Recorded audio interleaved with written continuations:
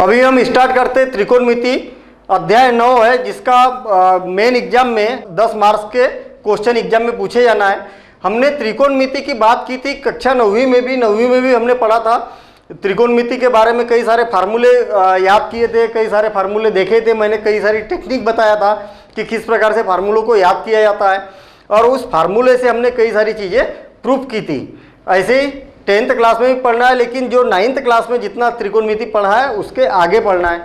त्रिकोणमिति 9th class से start हुआ है तो 10th में भी रहेगा, 11th में भी रहेगा, 12th में भी रहेगा। उसके बाद में हम जब कॉलेज पढ़ेंगे उस टाइम में भी हमें त्रिकोणमिति पढ़ना है। तो त्रिकोणमिति टॉपिक आपका बड़ा स्ट्रांग होना चाहिए, इंटरेस्टिंग होना चाहिए आपके लिए, क्योंकि ये कभी भी हमारा साथ नहीं छोड़ेगा।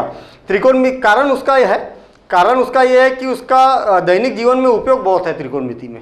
मैं अभी कुछ उपयोग भी बताऊंगा आपको दैनिक जीवन में। तो अगर हम त्रिकोणमिति की आज की बात करें तो आज तो हमें रेडीमेड मिल गया कि बुक में लिखा हुआ है, उसको हमने पढ़ लिया और हमने सीख लिया, और जो भी प्रॉब्लम है उस प्रॉब्लम को सॉल्व कर लिया।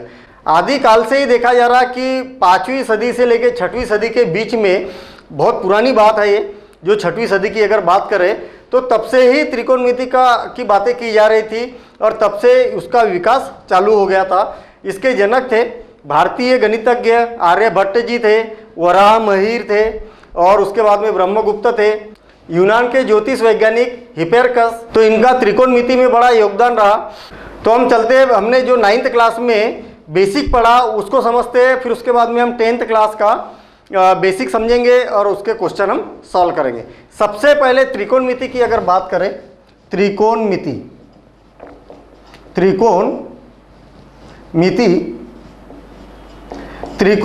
की बात करें तो ये 3 शब्द मिलके बना है। पहला शब्द तो है त्रि, और कोण और मिति, 3 शब्द मिलके बना है। त्रि का मतलब हम जानते हैं 3, इसका मतलब होता है 3, और कोण का मतलब होता है कोण ही होगा या एंगल जिसको कहा जाता है इंग्लिश में, और मिति का मतलब होता है माप। जहाँ ऐसी आकृति जहाँ 3 कोण की माप की बात की जाए उसको त्रिकोणमिति बोलते हैं। तो 3 कोण की माप कहाँ पर होती है? तो 3 कोण की माप होती है त्रिभुज में। अब त्रिभुज भी कई सारे होते हैं। त्रिभुज का मतलब तो ये है कि 3 भुजाओं से बनी आकृति जो एक दूसरे से जुड़ी हो, तो ये त्रिभुज है, हम इसको भी त्रिभुज बोलेंगे। यहाँ पर ये भी त्रिभुज है, और कई सारे त्रिभुज होते हैं। इस प्रकार से हमने 8th क्लास से पढ़ते आ रहे त्रिभुज के बारे में। तो त्रिभुज की आकृति किसी भी प्रकार से हो सकती, केवल उसमें 3 भुजाएं होना चाहिए, 3 कोण होना चाहिए। अच्छा, लेकिन त्रिकोणमिति में जो बात की जाती है केवल समकोण त्रिभुज की बात की जाती है। तो समकोण त्रिभुज क्या होता है, सबसे पहले इसको समझेंगे हम कि समकोण त्रिभुज कहलाता क्या है। तो समकोण त्रिभुज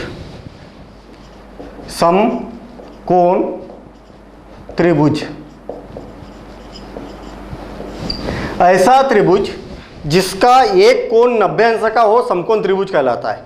एक कोण 90 अंश का मतलब हमें मालूम है कि त्रिभुज के तीनों कोणों का योगफल कितना होता है, 180 अंश होता है। तीनों कोणों का योगफल, मान लिया जाए कि पहला कोण ए है और दूसरा कोण बी है और तीसरा कोण सी है, तो तीनों का योगफल कितना होगा, 180।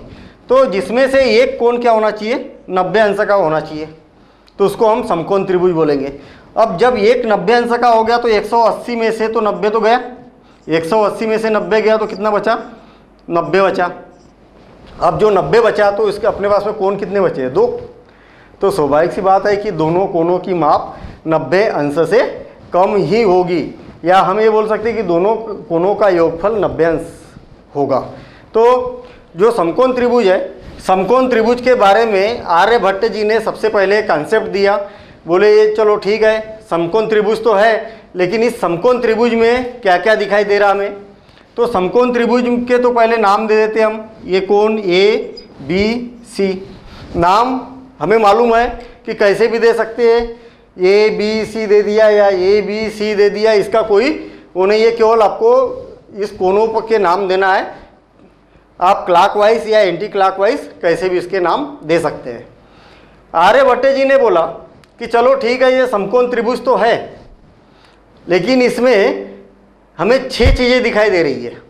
एक तो ये दिखाई दे रहा है, एक कोण, दूसरा कोण, तीसरा कोण। उसके बाद में एक भुजा, दूसरी भुजा और तीसरी भुजा, कितने हो गए? 6 हो गए। तो एक समकोण त्रिभुज में कितने सदस्य हो गए? 6 सदस्य हो गए। जैसे हमारे घर में हमारा एक परिवार है और उसमें कुछ सदस्य रहते हैं, तो इसी प्रकार से समकोण त्रिभुज में 6 सदस्य हैं। अच्छा, जैसे हमारे परिवार में सबके नाम होते हैं, उसी प्रकार से उनने जब बोला कि ये समकोण त्रिभुज है, इसमें 6 सदस्य है, तो इनके भी तो नाम होना चाहिए ना कुछ, कि चलो ठीक है, ये दो जो 3 कोण है उसमें से एक का नाम दे देते हम, इसका नाम दे देते समकोण त्रिभुज है इसलिए इसका नाम 90 अंश दे देते। अब 2 कोण बचे, एक कोण ये बचा और एक कोण ये बचा। तो उनने बोला कि 2 कोण न्यून कोण है, मतलब 90 अंश से कम है दोनों कोण, तो दोनों में से एक कोण को हम मुखिया बना देते। अब मुखिया किसको बनाए, इसको बनाए कि इसको बनाए? दोनों को बना दो। लेकिन एक परिवार है और परिवार में 2 मुखिया रहे तो फिर समस्या है ना, परिवार में एक ही मुखिया होना चाहिए, क्योंकि 2 मुखिया रहेंगे तो फिर दिक्कत होगी। तो उनने क्या बोला कि एक ही मुखिया बनाओ। तो किसको बनाए? चाहो तो आप इसको बना दो और चाहो तो इसको बना दो। तो फिर मुखिया की माप भी होना चाहिए कि वो कितनी उम्र का है, उसका मान होना चाहिए ना, तो उसका मान लिया जाए, हमने थीटा रख दिया। उनने बोला कि ये 90 डिग्री का कोण है, एक मुखिया बना दिया, ये थीटा कोण है और ये कोण है, इसका कोई नाम नहीं। अगर मुखिया इसको बनाओगे तो इसका कोई नाम नहीं। समकोण त्रिभुज में एक मुखिया और एक 90 अंश का कोण और एक बेनाम हो गया। अच्छा, अब बचे 3 भुजाएं, तो उनने 3 भुजाओं के भी नाम सोचे। तो उनने सबसे पहले ये बोला कि चलो ठीक है, ये जो 90 अंश है और ये थीटा है, इसके बीच की जो भुजा है उसका नाम दे देते आसन्न भुजा। आसन्न भुजा, देखिए नाम भी बड़ा सोच समझ के दिया है ना। ऐसा लग रहा है ना कि इस भुजा के ऊपर पूरा का पूरा त्रिभुज आसन कर रहा है। ये भुजा क्या है, सबसे नीचे है और त्रिभुज पूरा ऊपर है, उस भुजा के ऊपर बैठा हुआ है, वो आसन लिया हुआ है, इसलिए उसका नाम आसन्न भुजा रखा। और आधार में है, नीचे है, सबसे नीचे है, इसलिए हम इसका नाम दूसरा नाम रख दिया आधार। अच्छा, अब इसके बाद इस भुजा की बारी आई। इस भुजा का नाम क्या रखा जाए? तो मुखिया के सामने की भुजा है, मुखिया के सामने की भुजा है। अगर मेरे सामने अगर कोई रहेगा तो मैं क्या बोलूँगा? सम्मुख है, मेरे सम्मुख बैठा हुआ है, तो मुखिया के सामने है इसलिए बोला इसको सम्मुख भुजा, इसका नाम दे दिया सम्मुख भुजा। और दूसरा नाम इसका एक लंब भी दिया, और लंब इसलिए दिया कि ये इस भुजा के ऊपर लंब है ना। लंब किसको बोलते हैं हम मैथ में? कोई भी नीचे आधार है उस पर एकदम सीधा स्ट्रेट खड़ा है 90 अंश का कोण बनाते हुए, तो उसको लंब बोलते हैं ना। तो हम जैसे बोलते हैं ना कि खंबा जो है वो लंबवत है, लंब है, जमीन के ऊपर लंबवत है, तो इसलिए इसका नाम लंब भी दे दिया। अब 2 भुजाओं के नाम हो गए, अब बची तीसरी भुजा। तो तीसरी भुजा का नाम क्या देना चाहिए? वैसे हमारे परिवार में अगर कोई सबसे बड़ा है तो उसको क्या बोलते हैं? उसको बोलते हैं कर्ण। कर्ण मतलब सबसे बड़ा। तो इस त्रिभुज में भी तो सबसे बड़ी भुजा यही है ना। इस समकोण त्रिभुज में एक भुजा, दूसरी भुजा और 3 भुजा है। तो तीनों भुजाओं में सबसे बड़ी भुजा कौन है? ये वाली है, और इस भुजा को हम बोलेंगे कर्ण भुजा। अब कितनी मज़ेदार बात है। समकोण त्रिभुज, इसमें 6 सदस्य, 6 सदस्य में से 3 कोण 3 भुजा। एक कोण का नाम रख दिया 90 अंश, दूसरे कोण का नाम रख दिया थीटा जिसको मुखिया बोल दिया हमने, और तीसरे को छोड़ दिया भैया आपका कोई नाम नहीं है। इसके बाद 3 भुजा है, जिस भुजा पर आसन कर रही है उसका नाम आसन्न भुजा रख दिया, और उसके मुखिया के सामने की भुजा को सम्मुख भुजा बोल दिया, उसका नाम लंब भी रख दिया। और जो सबसे बड़ी भुजा है परिवार में, सबसे बड़ा कैंडिडेट जो होता है उसको कर्ण कहा जाता है ना। वैसे भी अगर देखा जाए तो महाभारत अगर आपने देखी होगी तो महाभारत में सबसे बड़ा भाई, पांडवों का सबसे बड़ा भाई कौन था? पांडव तो थे ही थे, लेकिन उनका एक बड़ा भाई भी था, एक कर्ण, है ना, जिसका नाम कर्ण था। इसीलिए हम हमारे परिवार में भी अगर कोई बड़ा भाई है तो उसको हम कर्ण ही बोलते हैं, ठीक है। तो ये क्या हो गया, इसका नाम सबसे बड़ी भुजा है इसलिए इसका नाम कर्ण रख दिया। अब आर्यभट्ट जी ने बोला कि चलो ठीक है, ये तो बहुत अच्छी बात हो गई, समकोण त्रिभुज है, समकोण त्रिभुज में सारी भुजाओं के नाम रख दिए, दो कोणों के नाम रख दिए, ये यहाँ तक तो बात ठीक है, सबके नाम हो गए। लेकिन इनके बीच में भी तो कुछ रिलेशन होगा। जैसे मान लिया जाए कि हमारा परिवार है, तो मेरा नाम है और मेरे पिताजी है, तो हमारे बीच में कुछ न कुछ तो संबंध है ना। क्या संबंध है? पिता पुत्र का संबंध है। मेरे पिताजी कौन है? मेरे पिताजी है। मेरे पिताजी का मैं कौन हूँ? पुत्र हूँ। तो ऐसे यहाँ पर भी संबंध है कि सम्मुख भुजा का कर्ण कौन है और कर्ण का सम्मुख भुजा कौन है। उल्टा भी, जैसे मेरे पिताजी है और फिर मेरे पिताजी का मैं पुत्र हूँ, तो ऐसा उल्टा भी करना है कि कर्ण का भी सम्मुख भुजा से कोई लंब से कोई संबंध है और लंब का भी कर्ण से संबंध है। ऐसे इधर भी और ऐसे इधर भी संबंध हो गए। तो संबंध कितने हो गए? संबंध हो गए 6। देखिए कैसे, इसका इससे एक संबंध, इसका इससे दूसरा संबंध, इसका इससे तीसरा संबंध, इसका इससे चौथा संबंध, इसका इससे पांचवा संबंध, इसका इससे छठवां संबंध। 6 संबंध हो गए। अब उस समय में आर्यभट्ट जी बड़े असमंजस स्थिति में कि ये 6 संबंध है, तो इस संबंध का नाम दे क्या? हमारे परिवार में तो ठीक है, ये तो आदिकाल से ही चलते आ रहा कि पिता पुत्र, बेटा बेटी, दादा दादी। लेकिन अब यहाँ पर मेष में क्या नाम दे, तो उनने भी बहुत सोच समझ के नाम दिया और सबसे पहले संबंध का नाम रखा उनने ज्या। उनने बोला कि पहला संबंध है ज्या, दूसरे संबंध का नाम रखा कोज्या और तीसरे संबंध का नाम रखा कोटिज्या, स्पर्श ज्या, सॉरी स्पर्श ज्या। चौथे संबंध का नाम रखा कोटिज्या, कोटि स्पर्श ज्या। और चौथे संबंध का नाम रखा व्यू कोज्या, व्यू कोज्या। और आखिरी संबंध का नाम रखा व्यूज्या। ऐसे 6 संबंध रखे, लेकिन मेन तो 3 ही संबंध है। देखिए कैसे 3 संबंध, इसका इससे, इसका इससे और इसका इससे। फिर उसके बाद में उल्टा, जैसे इसका इससे किया तो फिर इसका भी इससे। यहाँ पर भी नाम भी उनने सोच समझ के रखे। देखिए ना, यहाँ पर जा रखा तो यहाँ पर व्यू जा रखा, मतलब विथ क्रम जा, मतलब इसका उल्टा।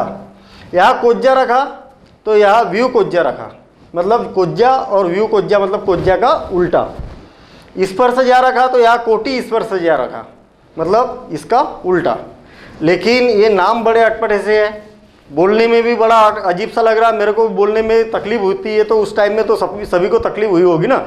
आज हमें तकलीफ हो रही है बोलने में। तो इनने बोला कि चलो ठीक है, ये नाम अटपटे से है तो इसको नाम इंग्लिश में रख देते हैं अपन, है ना। जो रिश्तों के नाम है उसको इंग्लिश में रख देते।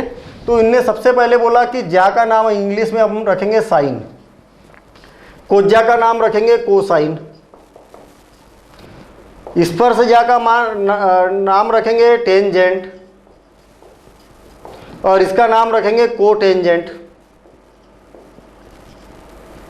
Cotangent second.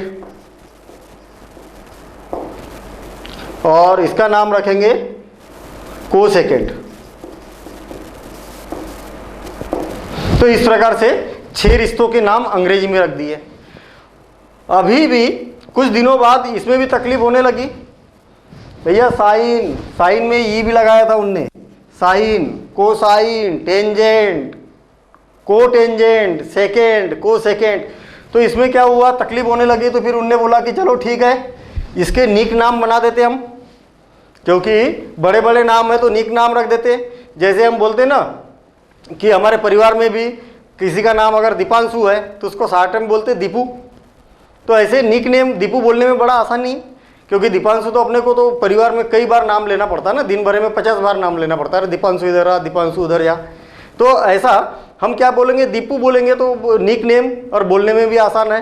तो इसी प्रकार से इसमें भी निक नेम रखा गया। तो साइन का निक नेम SIN रख दिया, कोसाइन का निक नेम कास रख दिया, टेंजेंट का निक नेम टेन रख दिया, कोटेंजेंट का कॉट रख दिया नाम।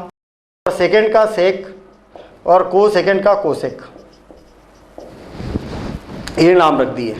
चलो ठीक है, नाम तो रख दिए हमने, ये कोई दिक्कत नहीं है। नाम रखने के बाद हम ओवरऑल इसी के तो संबंध बना रहे हैं ना, लेकिन नामों में पता चलना चाहिए कि इस नामों के पीछे मुखिया कौन है। मुखिया होता है, मुखिया का नाम साथ में लगना चाहिए। तो यहाँ पर कौन है मुखिया?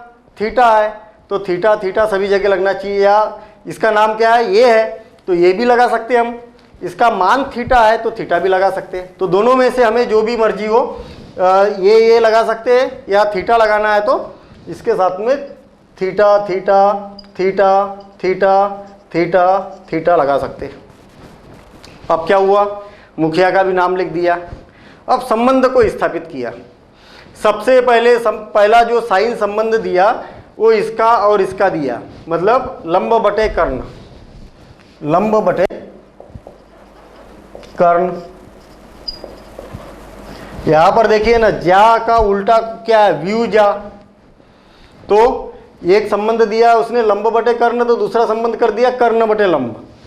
इसका उल्टा कौन है? कोसेक है, तो ये हो जाएगा कर्ण बटे लंब। अच्छा, इसके बाद में कास का आधार बटे कर्ण, कास का संबंध दिया आधार बटे कर्ण, तो कोसेक का सेक का हो जाएगा कर्ण बटे आधार। उल्टा नाम से ही तो क्लियर है। यहाँ पर देखिए ना, ये कोसाइन नाम है, ये इसका कोज्जा नाम है, तो इसका व्यू कोज्जा नाम है, तो कास का उल्टा कौन हो जाएगा? सेक हो जाएगा। इसके बाद में टेन थीटा, इसका और इसका संबंध दे दिया लंब बटे आधार, लंब बटे आधार। तो इसका उल्टा कौन है? टेन का स्पर्शजा का उल्टा कौन है? कोटि स्पर्शजा। तो इसका उल्टा इसको बना दिया, तो आधार बटे लंब हो गया। तो इस प्रकार से कितने हो गए फार्मूले अपने पास में? 6 फार्मूले हो गए। लेकिन याद करना अभी भी मुश्किल है ना, क्योंकि इतना बड़ा फार्मूला याद रखना हिंदी में, फिर उसका फुल फॉर्म, फिर निक नेम, फिर मुखिया कौन है और फिर कौन किसके नीचे, कितना डिफिकल्ट है याद रखना। तो याद रखने के लिए जब ये निक नेम है तो फुल नेम कौन बोले, हिंदी में कौन याद रखे, और जो याद ही नहीं रखना है तो उसको लिखने से क्या मतलब है? तो मैं इसको यहाँ से हटा देता हूँ। जो चीज़ हमें लिखना ही नहीं है, याद ही नहीं करना है, और तो फिर इसको हटा ही दो ना, डिस्टर्ब कर रही है हमें। इसको मैंने क्या किया, यहाँ से हटा दिया। अब काम की बात रह गई है। अब हमें ये मालूम होना चाहिए कि किसका मतलब क्या होता है। सबसे पहले इसको याद रखने का तरीका देखिए। सबसे पहला इसके अपान में ये देखो लंब बटे कर्ण, उसके बाद में इसके अपान में ये देखिए आधार बटे कर्ण, उसके बाद में लंब बटे आधार, उसके बाद क्या हो गया? लंब बटे आधार। और फिर इनको पलटा दो तो बाकी के 3 फार्मूले बन गए। आसान काम है। देखिए साइन का उल्टा कौन होता है? साइन का उल्टा कोसेक होता है। कास का उल्टा कौन होता है? सेक होता है। और टेन का उल्टा कॉट होता है। तो आपको केवल 3 फार्मूले याद रखना है, बाकी के 3 फार्मूले ऑटोमेटिक याद हो जाएंगे। साइन लंब बटे कर्ण, मतलब इसके अपान में ये लंब बटे कर्ण, कास इसके अपान में ये, और टेन इसके अपान में ये लंब बटे आधार। मैंने भी ऐसे ही याद किया था, लेकिन हमारे सर ने, जब हम 10th क्लास में थे तब हमारे सर ने बताया था, 9th क्लास में ही बता दिया था कि इसको याद रखने का और एक तरीका है। अगर आप लंब की बात हो रही है, इसमें आधार की बात हो रही है और कर्ण की बात हो रही है, 3 ही तो चीज़ें हैं पूरे फार्मूले में। लंब को यल बोले, आधार को लंब को यल बोले, आधार को ये बोले और कर्ण को के बोले, है ना। लंब मतलब यल, आधार मतलब ये, और कर्ण मतलब के। तो इसको याद रखने का और एक तरीका है लाल बटे कक्का। हमारे सर ने बोला था कि लाल बटे कक्का के नाम से ये फार्मूले बड़े जल्दी याद हो जाते हैं। अब कैसे याद होते देखना, मैं इधर देख ही नहीं रहा हूँ, फार्मूलों को नहीं देख रहा हूँ। क्या लिखा मैंने, लाल बटे कक्का। लाल बटे कक्का कैसे देखना, लंब बटे कर्ण साइन पहला, आधार बटे कर्ण दूसरा, लंब बटे आधार तीसरा फार्मूला हो गया। यहाँ पर देखिए ना, ये साइन का फार्मूला बन गया, साइन, ये कास का बन गया, ये टेन का बन गया। ऐसे ही अगर नीचे की ओर जाएंगे तो ये कोसेक का बन जाएगा, ये सेक का बन जाएगा और ये टेन कॉट का बन जाएगा, ये कॉट का बन जाएगा। ये कैसे बनेंगे, देखिए साइन मतलब लंब बटे कर्ण, तो कोसेक इक्वल टू क्या होगा, कर्ण बटे लंब। उल्टा कास बराबर से आधार बटे कर्ण, तो सेक बराबर से कर्ण बटे आधार। टेन बराबर से लंब बटे आधार, तो कॉट बराबर से आधार बटे लंब। तो हो गए 6 फार्मूले याद। अब 6 फार्मूलों को याद करने का हमारे भी सर ने बताया था यही वाला तरीका 9th क्लास में, लेकिन मुझे बड़ा अटपटा सा लगा, मेरे को पता नहीं क्या है। तो कई लड़कों ने तो ऐसे ही याद रखा था, लेकिन मैंने ऐसा याद नहीं किया। क्यों? क्योंकि मैंने शुरू में तो कर लिया था ऐसा याद, लेकिन क्या हुआ कि जब मैं क्वेश्चन सॉल्व करने लगा तो ये इस मेथड से फिर वो सब रफ ऊपर ऐसा लिखना पड़ता था मेरे को। तो मैंने कहा नहीं, मैं ये काम नहीं करूँगा, क्योंकि जब ये क्वेश्चन सॉल्व करो तो सारे के सारे फार्मूले लगते हैं उसमें। तो मैंने क्या किया, मैंने एक त्रिभुज बनाया, जैसे यहाँ पर त्रिभुज बनाया ना, ऐसे एक त्रिभुज बनाया, ये उसका आधार है, ये लंब है, और इसको दोनों को जोड़ दिया तो ये क्या बन गया, कर्ण बन गया। अब याद रखने का तरीका मैंने क्या रटा पहले तो ये देख लीजिए आप। मैंने पहले रखा साइन का, पहले याद रखा sine cos tan cot sec cosec, order, इसका आर्डर रट लिया, बिल्कुल इसी आर्डर में याद चाहिए मेरे को।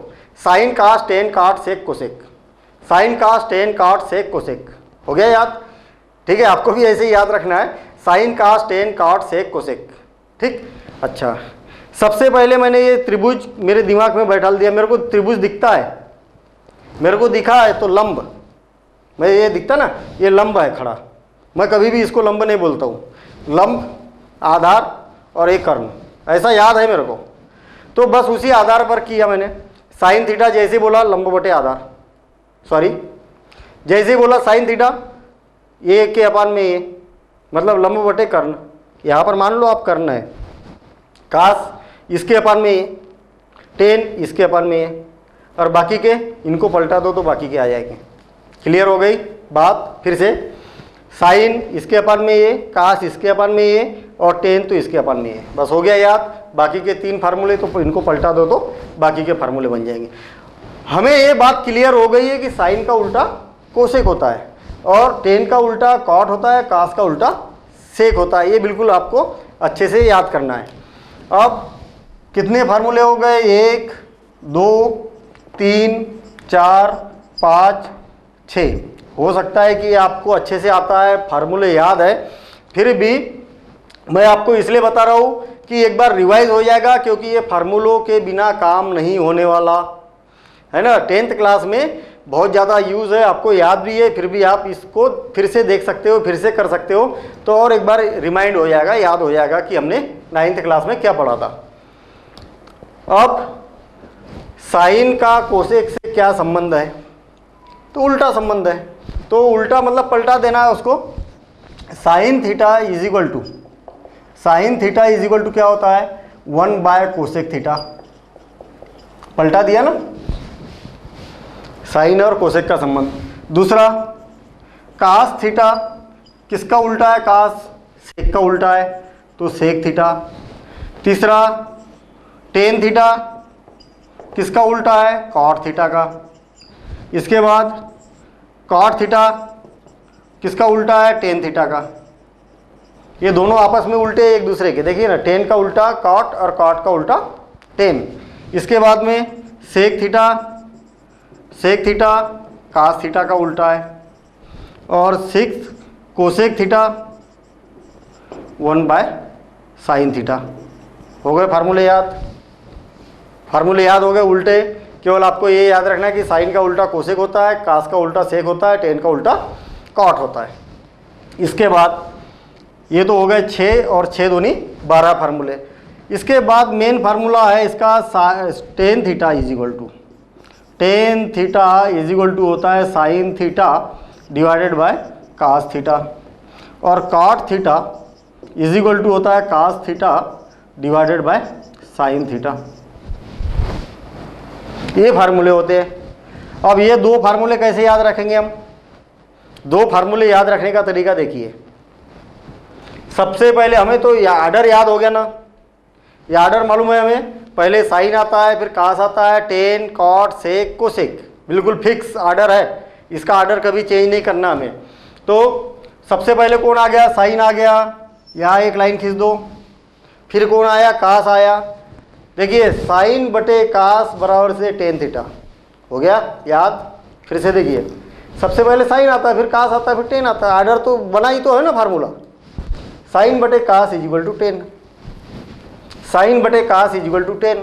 तो फिर कॉट का इसी को पलटा दो, कॉट का बन गया। तो कितने फार्मूले हो गए?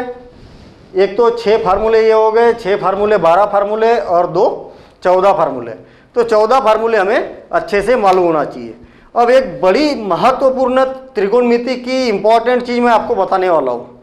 ये बहुत कम लड़कों को पता रहता है, लेकिन ये बहुत ज़्यादा ज़रूरी है। 9th क्लास में भी ज़रूरी था, लेकिन कई बार मैंने देखने में आता है कि बच्चे 12th क्लास तक पहुँच जाते हैं, उनको ये बात क्लियर होती नहीं है, जो मैं अभी आपको इम्पोर्टेंट चीज़ बताने वाला हूँ। वो बात ये है कि मैंने समकोण त्रिभुज जो बनाया था अभी, समकोण त्रिभुज में मुखिया कौन बनाया था? इसको बनाया था। क्यों? ये भी तो हो सकता है, मैंने शुरू में ही बताया आपको कि मुखिया तो ये भी हो सकता है, दोनों में से मुखिया किसी को बना सकते हैं हम। इसको अगर मुखिया बनाते हैं तो मान लिया जाए मैं इसका नाम ए दे देता हूँ, इसका नाम बी दे देता हूँ, और इसका नाम सी दे देता हूँ। 90 अंश तो फिक्स ही रहेगा ना, समकोण जो है वो फिक्स रहेगा, समकोण का मान नहीं बदलेगा, केवल थीटा आप बदल सकते हो, कभी इसको बना सकते हो, कभी इसको बना सकते हो, हमारी मर्जी है। या तो फिर क्वेश्चन में दिया रहेगा उसको हमें समकोण बनाना है, सॉरी मुखिया बनाना है। मुखिया केवल अपनी बोलचाल के लिए मैं आपको समझाने के लिए बता रहा हूँ, है ना। ये कोई मुखिया टेक्निकल वर्ड नहीं है कि मैथमेटिकल कोई वर्ड हो कि कहीं मुखिया। तो सर हमें तो बुक में 9th क्लास में कहीं नहीं दिखा था मुखिया, है ना। कई बच्चे फिर वो मुखिया ही ढूंढते रहते हैं, यार मुखिया की तो कोई बात ही नहीं है। तो केवल हम ये मुखिया वाली बात जो है वो समझने के लिए कर रहे हैं, ऐसा कोई मुखिया वाला मामला नहीं है। चलो ठीक है, मैंने सबसे पहले आपको क्या बताया था कि आसन्न भुजा, और आसन्न भुजा किसको बोलते हैं? जिस पर त्रिभुज आसन करे। लेकिन इसमें क्या हो रहा कि यहाँ पर ये जो त्रिभुज है वो बैठा हुआ है, और यहाँ पर ये त्रिभुज लेटा हुआ है। तो ये बैठा है तो इसकी आसन्न भुजा कहाँ पर है? ये आधार कहाँ पर है? ये, और लंब ये, और ये लेटा है, ऐसा लेटा दिया ना उसको, लंब के बल पर, पीठ के बल पर। तो इसको हम बोलेंगे कि हमेशा मुखिया के बीच में और 90 अंश के बीच में आधार होता है। तो यहाँ पर ये मुखिया और 90 अंश के बीच में, सॉरी थीटा के बीच में कौन रहेगा? ये आधार, या आसन्न भुजा भी बोल सकते हैं इसको हम। और ऐसे ही इसको बोलेंगे हम लंब, और ये हो जाएगा कर्ण। तो ये बात आपको बिल्कुल अच्छे से मालूम होना चाहिए कि अगर मुखिया ये है तो आधार ये है, लंब ये है, तो फिर ये फार्मूले भी उसी हिसाब से लगेंगे। तो ये सारी बातें आपको त्रिकोणमिति की 9th क्लास का बेसिक आपको मालूम होना चाहिए। तो अब हम चलते हैं फर्स्ट एक्सरसाइज 9.1 निर्दिष्ट कार्य 9.1 के बेसिक की ओर।